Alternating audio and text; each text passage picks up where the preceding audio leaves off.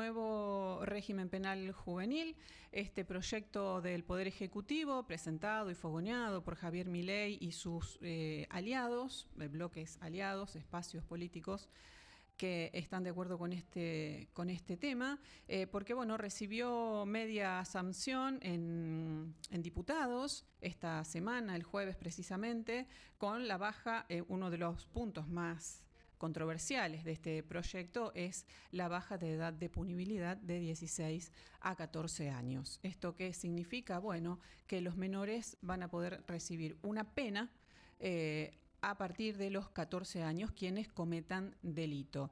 El proyecto tiene varios puntos importantes a tratar.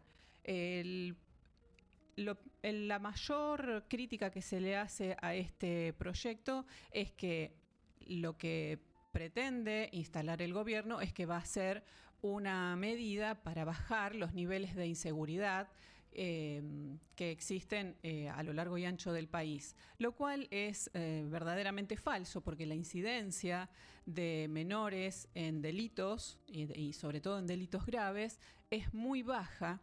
Y como siempre decimos, estas medidas llegan tarde porque llegan para castigar. El Estado y fundamentalmente en este momento que estamos atravesando en nuestro país, llega para castigar a menores que tal vez están en situaciones de vulnerabilidad y que el propio Estado, que debiera garantizarles otros derechos, no lo hace, pero sí llega rápidamente para castigarlos cuando su situación de vulnerabilidad los lleva a cometer algún tipo de delitos. En relación a la cantidad y a la incidencia y al porcentaje de menores en el delito, como les decía, en Argentina es sumamente bajo. En el país, en 2024, la participación de menores en delitos graves como son los homicidios y los más sensibles es del 0,6% en 2024, la última medición que se tiene en el país.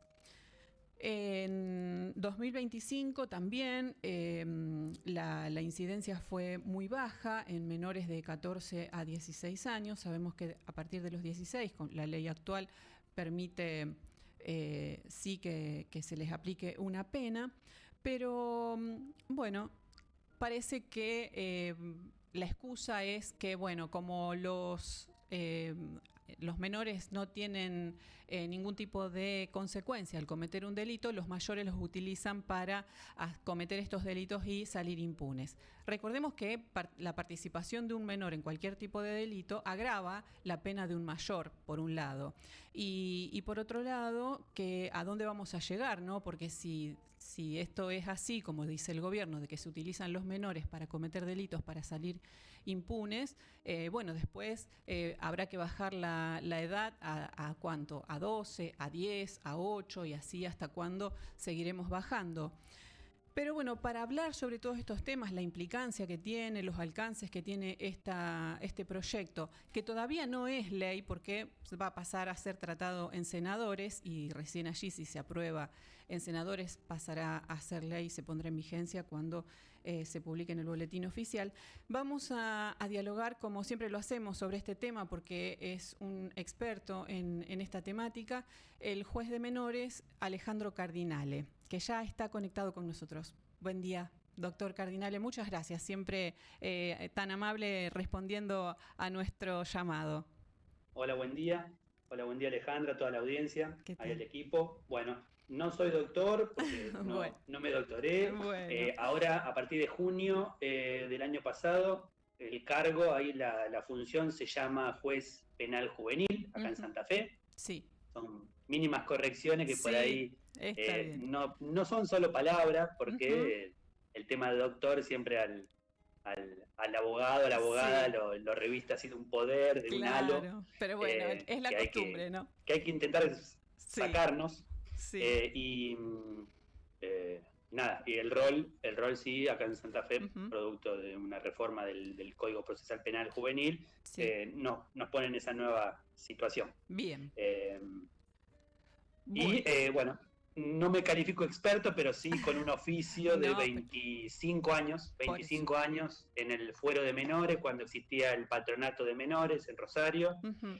y era una formación, bueno, personal y profesional, y nada, en el servicio público. Sí, sí, por supuesto, por eso, muchos años del ejercicio en esta temática, ¿no? Por eso la experiencia también aporta mucho a estos temas. Bueno, ¿qué nos puede decir sobre este proyecto? ¿Cómo lo considera, cómo lo ve este proyecto, cómo lo plantea el gobierno y, bueno, la media sanción que tuvo, ¿no? ¿Qué expectativa, cómo analiza este proyecto? Bueno, algunas cuestiones las iremos conversando, pero primer tema macro es el momento en el que se discutió, en el que se trató legislativamente, tanto UNICEF como el Comité de Derechos del Niño, que es el órgano de la ONU creado por nada más y nada menos que la Convención de los Derechos del Niño, con lo cual no estamos hablando de cualquier organismo, que recomiendan a los estados, a todos los estados parte, no discutir leyes en lo penal juvenil en dos momentos coyunturales de esos estados. Previo en un proceso electoral, ni tampoco la segunda opción donde dicen en ese momento no se debe discutir es ante la reacción de un hecho grave, aberrante, que nos revuelve las tripas, que nos estruja el corazón, que nos genera sensaciones de lo más profundo del sentimiento, que genera muchas veces reacciones irracionales propias de esa movilidad, y que lamentablemente, digo esto en la sociedad, que lamentablemente muchas veces se traduce en una utilización política de ese estado hasta emocional de la sociedad, es una utilización política para el impulso. Bueno, esta ley se inició en mayo del año pasado en un proceso electoral, como una bandera y como un caballito de batalla de esa cuestión electoral. Luego se aplacó, evidentemente electoralmente se buscaron otras estrategias que tenían que ver con otras cuestiones que no vienen al caso, y Sí. se reflota lamentablemente con un hecho grave, gravísimo, irreparable. O sea que todo mal en ese primer punto. Sí. Luego, nada de lo que se pretende solucionar, nada de lo que viene a pretendidamente generar esta ley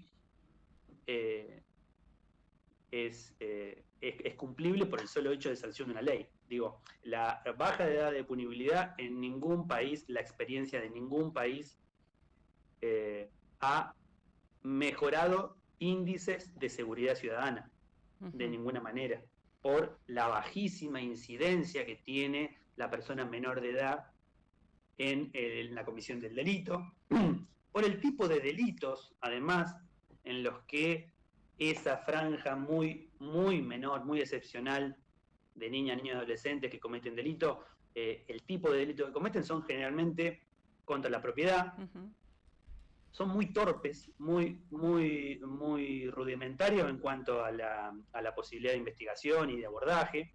Y después tenemos, sí, la excepcionalidad, que por algún motivo nos acordamos de ese hecho, de ese nombre de la víctima, de las iniciales de esa persona menor de edad que intervino, pero porque justamente son excepcionalísimas esas Claro. circunstancias en las cuales una persona de tan corta edad se involucra como autor de un hecho tan lamentable como los que nos movilizan, ¿sí? Claro, A sí. todos nos movilizan desde un lugar a otro. En esa posición hay muchas falacias que en algún momento quizá de las discusiones, de las distintas discusiones, porque esto es algo cíclico que se estuvo dando durante muchos años, desde distintos sectores ideológico-políticos, desde el progresismo y garantismo, personas que militan por los derechos de la niñez. Recuerdo un caso hace unos 15 años atrás, se planteaba un proyecto integral de reforma del régimen penal juvenil en el que se bajaba la edad de punibilidad. desde el mismo, llamémosle así, de la vereda en la que nos encontramos. Claro. Esa es una gran deuda de la democracia, ¿sí? Que no se haya reformado el régimen penal de la minoridad, actual decreto ley de Jorge Rafael Videla, claro, de 1980. que se sancionó bajo asesoramiento de la Comisión de Asesoramiento Legislativo de la Dictadura Militar, que en su primer momento puso la edad de punibilidad a los 14 años y al final del proceso la elevó, con firma de la propia Junta Militar, se elevó a 16. Sí. ¿Por qué? Porque evaluaron esa comisión de asesoramiento legislativo de la dictadura, evaluó y le dijo, miren, en esta franja que pusimos en los 14 no nos sirvió para nada, que era el gran delito ahí, era la subversión y lo que motivaba al Estado a activar los mecanismos punitivos, represivos.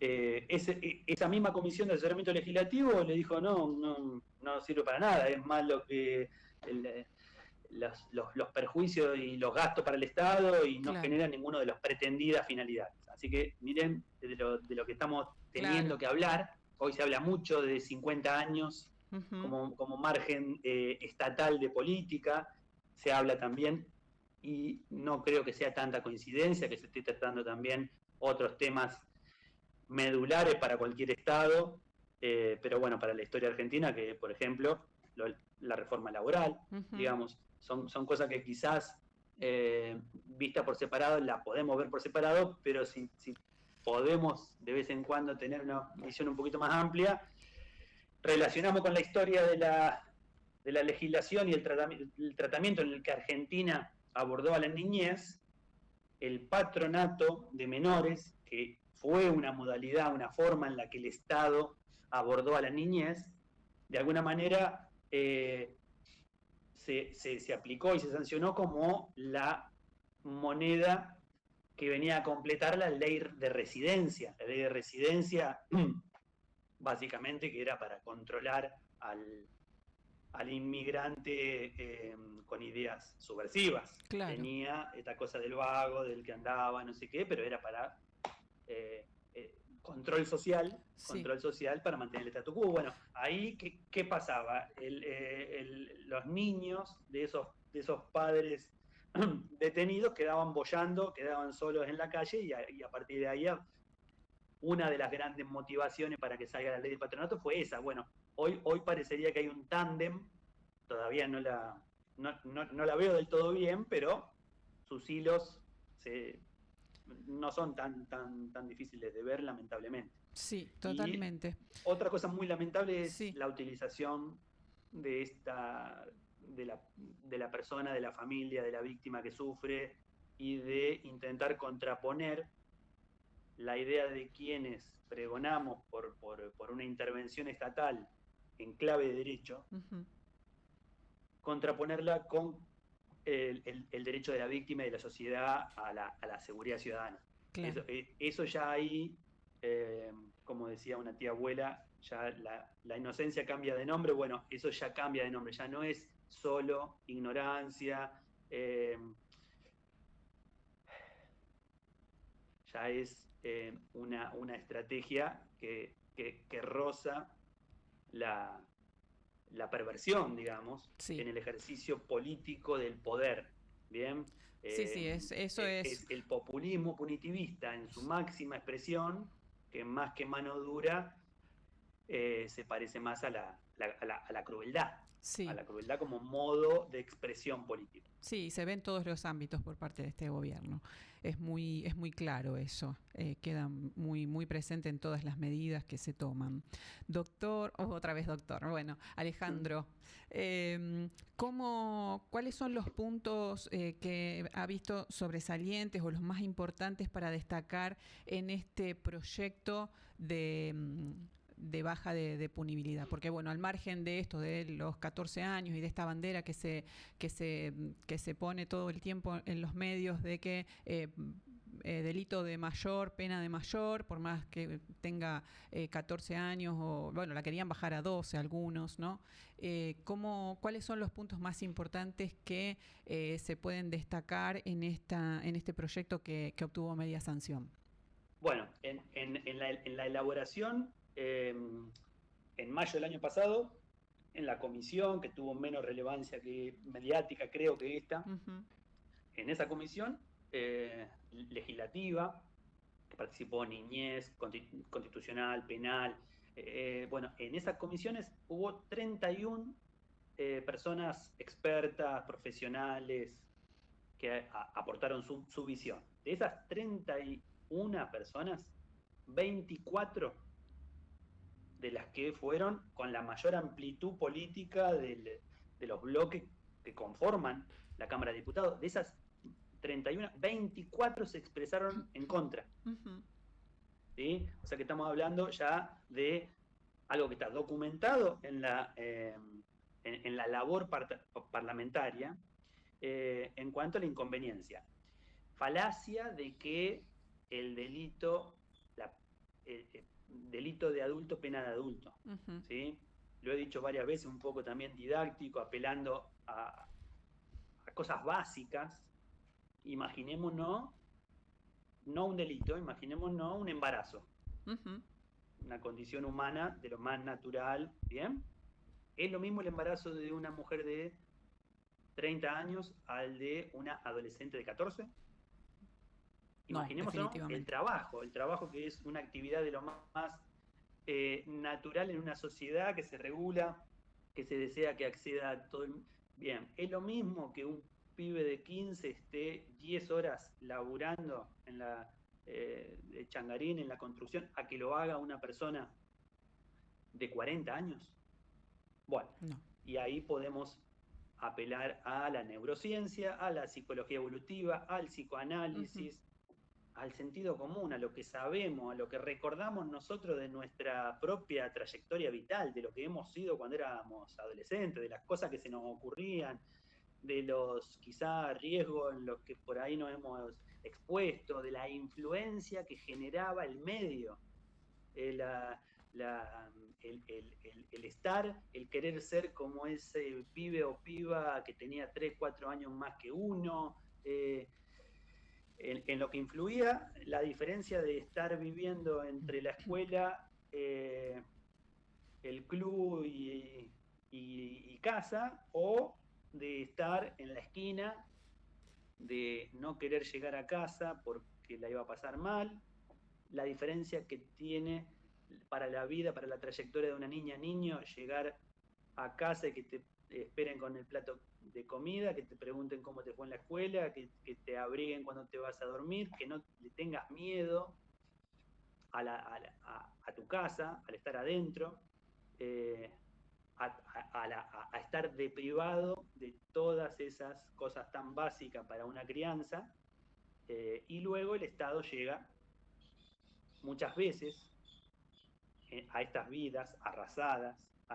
corporalmente arrasadas, digo, con los hombros caídos de la violencia que ya está impregnada, pero en calidad de víctima, en calidad de que se le cristaliza en el cuerpo eso que ha recibido, con una tristeza en los ojos, y que muchas veces se traduce en actos violentos, ¿sí? De primero exposición y luego también de daño hacia otros.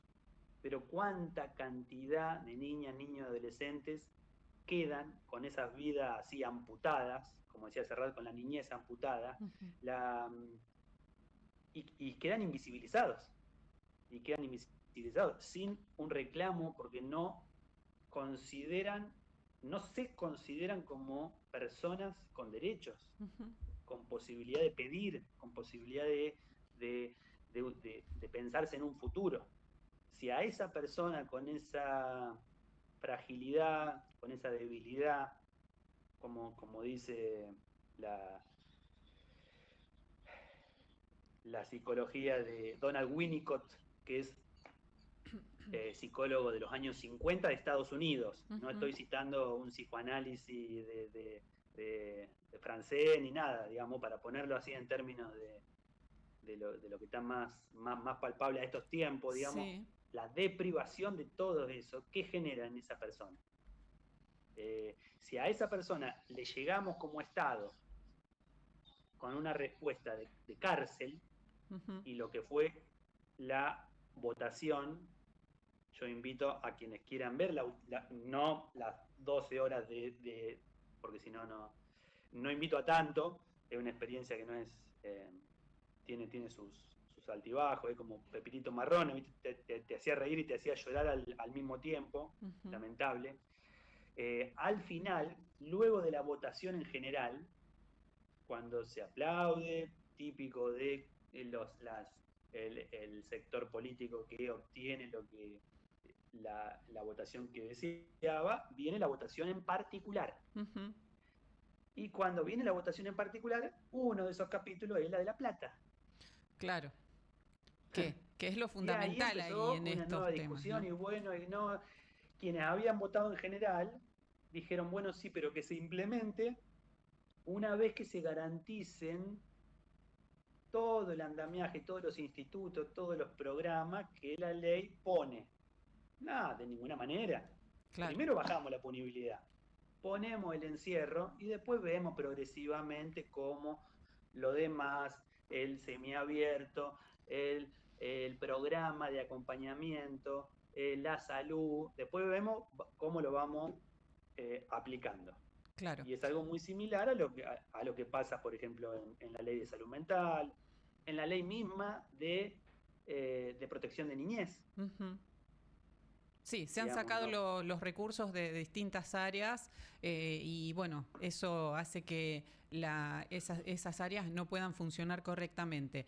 Si lo podemos hacer un paralelismo con todo lo que tiene que ver con la pena para mayores y las cárceles y todo lo que pasa con los mayores, que es un desastre como están bueno, se viola totalmente la Constitución en relación a lo que establece para las personas privadas de la libertad. Y bueno, si vamos a... ni siquiera hay edificios destinados o preparados para llevar a esos chicos que tengan una pena de privación de la libertad, donde alojarlos. Ni siquiera existe eso. Entonces, bueno, acá en Santa Fe se están haciendo cárceles nuevas para mayores, pero nada de hablar de menores. ¿Dónde los van a alojar? ¿Cómo va a ser el acompañamiento? Porque esto lo establece también la ley, ¿no? Una serie de medidas, grupos interdisciplinarios para acompañamiento, los controles de las penas semiabiertas, bueno, de estos regímenes, quería decir, semiabiertos, y no hay presupuesto destinado para eso. Entonces, pensamos que es para la tribuna, se va a llevar adelante. ¿Cómo está funcionando hoy aquí en Santa Fe el sistema penal juvenil? Bueno, ahí vemos en el sistema penal juvenil, vemos algo de lo que vimos, de lo que estuve hablando antes. Ujú. Uno lee la ley, lee el Código Procesal Penal Juvenil, que entró en vigencia el 20 de junio del año pasado. Ujú. Lee la Ley Provincial de Protección de Niñas, Niños y Adolescentes. eh, Lee el decreto, hay un decreto interministerial, un decreto conformado por la Secretaría de Justicia y la Secretaría de Niñez, dos ministerios distintos que conforman una unidad interministerial para la implementación del Código Procesal Penal Juvenil. Lee que el sistema de justicia penal juvenil forma parte integrante del sistema de protección. Eso suena lindo y Claro. está bueno. Lee como principal intervención en el código procesal, que para la audiencia, sé que es una audiencia que te sigue, que está habituada a los términos jurídicos, pero el Código Procesal es el que regula el trámite, de qué manera se discuten las posiciones de las partes, se escucha a la víctima, se escucha al imputado, se resuelve qué se hace durante el proceso y qué se hace al final del proceso, la respuesta punitiva. Todo eso lleva a un trámite, ese trámite está en el Código Procesal. Bueno, en el Código Procesal hay muchas menciones a justicia restaurativa. Claro. ¿Sí? Que es algo que no es que se le ocurrió, como he escuchado en entrevistas que me han hecho, digo, para ponerlo ahí, el Cuca garantista, Sí. ¿bien? Zafaroniano, para poner No. todas esas carátulas. Sí. No, es UNICEF. Y no es ahora que se le ocurrió. Hace 20 años que se viene hablando de justicia restaurativa, Sí. de intervención restaurativa en muchos ámbitos del Estado, no solo en la justicia penal juvenil. En la educación se habla de lo restaurativo, que tiene que ver con un diálogo personal, de escuchar, de escucharse, de saber qué es lo que pide la persona que está afectada en una intervención, y de la obligación del Estado de salirse del corset, de lo que muchas veces nos resulta cómodo dentro de una estructura burocrática, que es ponerle un corset para que la resolución salga rápido. Muchas veces la resolución es compleja, porque el caso es complejo y no lo podemos entender de una manera unívoca. Sí. Un pibe que cometió, porque lo cometió, un delito gravísimo, irreparable, eso no lo podemos tapar, porque si tapamos eso, hacemos las cosas mal. Claro. Pero no nos podemos quedar únicamente con eso, porque su vida es mucho más, tiene una trayectoria que hay que evaluar, y hay una obligación, además de ética, y si no viene desde la ética, hay una obligación legal, porque el Estado argentino está obligado, ha firmado contratos, para que se entienda, ha firmado contratos ante la comunidad internacional, de que debe cumplir determinada pauta. Una de esas es el trato diferenciado, reforzado, de protección a la persona menor de edad. Y si no cumple eso, puede recibir, como ya recibió Argentina, condena por parte de la Corte Internacional. Ya ha recibido condena. Es más, algunas de estas condenas hoy todavía el Estado no las ha cumplido. La Corte sigue viniendo cada 8 o 10 años, controla y le dice, no está cumpliendo con esto, no está cumpliendo con esto. Sí. Y es plata, digo, para ponerlo en esos términos, claro. en los términos de los que implicaría la posibilidad de una discusión, sí. en algún término posible. Sí, en ese entendimiento, las soluciones fáciles,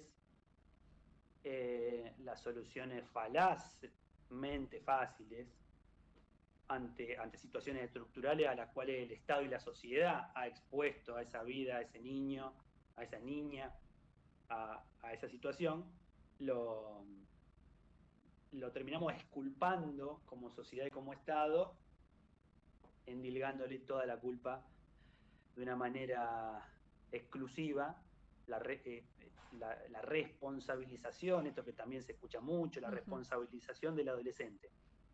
Bueno, lo que tiene que ocurrir es determinar la corresponsabilidad. Tenemos que determinar cuál es la corresponsabilidad del Estado, de la familia y de esa persona. Porque si no determinamos esa corresponsabilidad, no podemos intervenir de una manera significativa, en serio. ¿Qué le vamos a pedir a un pibe que consume desde los 8 años, que a los 15 cometió un acto violento con afectación a la vida? A ese pibe, por la comisión de ese hecho, le vamos a pedir que haga 50 cuadras por día para que vaya a un centro de día y charle y hable con un psicólogo y le cuente lo que le pasa y después se vuelva a esa casa con todas las privaciones y con toda la influencia del entorno y con toda una trayectoria vital ya muchas veces aprendida. con algo que lo constituye, Ujú. con algo que lo constituye como sujeto, Sí, aparte que le da sin una identidad. mirada de un otro que lo cuide, Claro. que lo que crea, que lo escuche. Esos Eh, lugares donde ellos se sienten poderosos, que le da pertenencia, que le da claro, identidad, que tienen contención claro. en las peores circunstancias en las que pueda vivir cualquier persona, ¿no?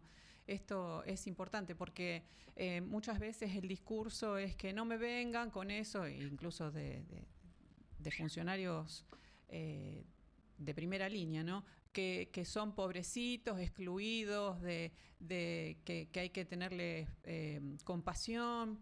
Bueno, sí, son chicos que han vivido excluidos de lo que son los derechos fundamentales de los que tiene que gozar un niño y niña o adolescente. Es así como decís, Alejandra, porque, a ver, si podemos determinar de esa persona qué de lo que hizo estuvo en el ámbito de su libertad, qué opciones ha tenido eh, de hacer o no hacer, y luego de eso podemos determinar qué puede hacer para adelante, ¿bien? Ujú.